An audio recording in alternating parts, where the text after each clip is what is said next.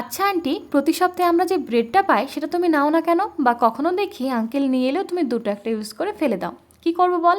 আমার বাড়িতে ব্রেড কেউ খেতে চায় না যে। আচ্ছা, তোরা তো প্রতি সপ্তাহে ব্রেড নিয়ে আসিস, তোরা এত ব্রেড কি করিস বল তো? আমরা আমরা তো খেয়েই নি। খেয়ে নিস সে তো জানি, তবে কি বানিয়ে খাস? ওই তো কোনো সপ্তাহে মা স্যান্ডউইচ বানায়, কোনো সপ্তাহে কাটলেট বানাই, আবার কোনো কোনো সপ্তাহে ডেজার্ট।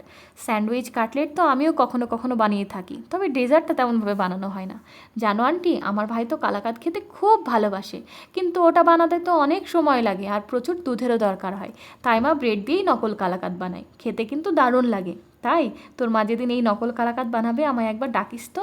আচ্ছা আন্টি, আমি মাকে আগামীকালই বলবো ব্রেড দিয়ে কালাকাঁদ বানাতে, দিয়ে তোমায় ফোন করব। সেই যে শিখেছিলাম, আজ অবধি আমার বাড়ি আত্মীয় এলে বাইরের মিষ্টি একদমই খাওয়াই না, এই ব্রেড দিয়েই কালাকাঁদ বানিয়ে সবাইকে খাওয়াই। তবে তোমাদের হাতে সময় থাকলে কাস্টার্ড পাউডার ইউজ না করে ঘন ক্ষীর বানিয়ে এই রেসিপি বানাতে পারো।